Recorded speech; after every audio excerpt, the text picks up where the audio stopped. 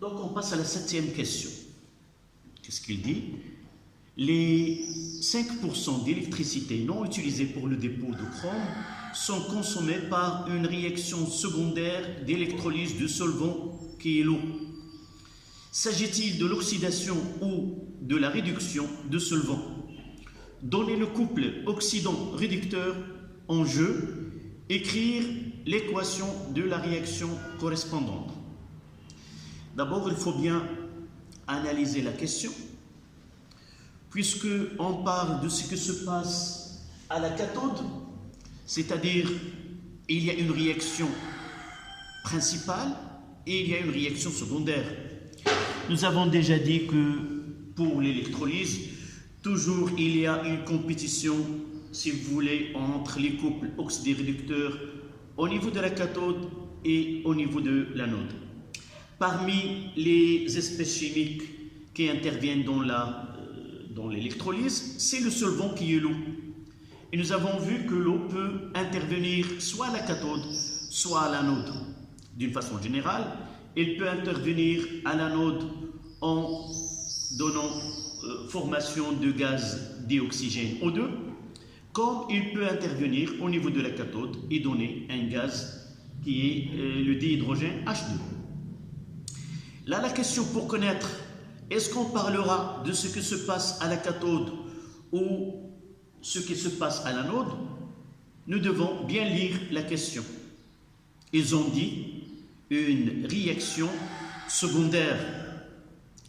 Cette phrase-là, réaction secondaire, ça veut dire qu'on parle de la cathode et non pas de ce que se passe de l'autre côté de l'anode. Donc, une réaction secondaire, c'est-à-dire en compétition, si vous voulez, en parallèle avec la réaction principale qui donne le chromage, le passage de CR3 plus à Cr, en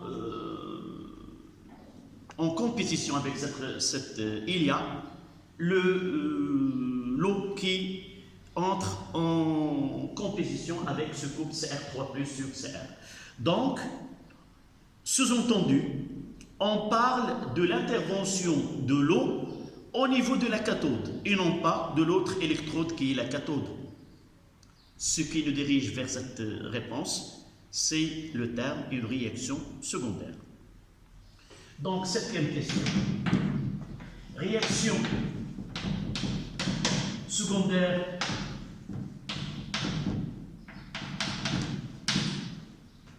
au niveau de la cathode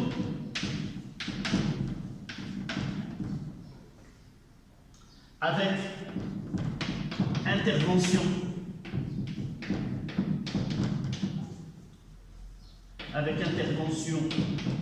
du solvant qui est l'eau ne peut donner que la formation de gaz H2. Donc on sait à l'avance que l'eau intervient à la cathode par formation de H2 et intervient au niveau de l'anode par formation de O2. Donc là, on va écrire que H2O qui va donner H2. On va essayer d'équilibrer cette équation. Donc là, je mettrai 2 et j'aurai ici 2H au moins. J'aurai 2O, 2O, 4H. Évidemment, je peux faire une autre manière. J'utiliserai la deuxième. Pour le charge, ça sera combien ici? Nous avons un excès de 2 électrons, donc ici plus 2 électrons. Je peux utiliser l'autre méthode qui est la plus simple. On dira que ce sont les ions H+ qui interviennent. Ça donne H2 gaz. Et là, plus 2 électrons, c'est la méthode la plus simple.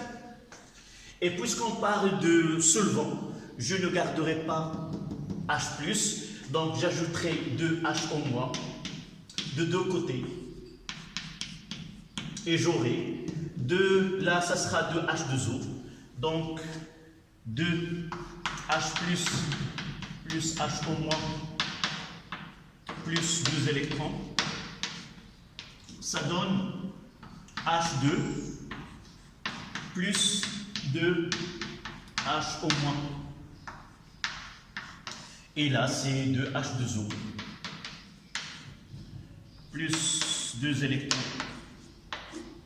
Il vaut mieux d'utiliser cette méthode, plus c'est difficile de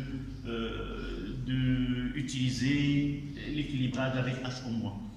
Donc ça donne H2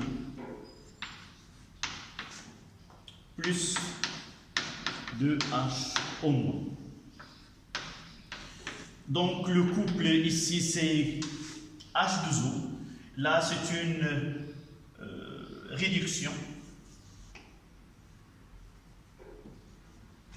Là c'est une réduction. N'oublions pas que nous sommes à la cathode, donc c'est une réduction. Là, ça sera un oxydant. Et là, ça sera le réducteur.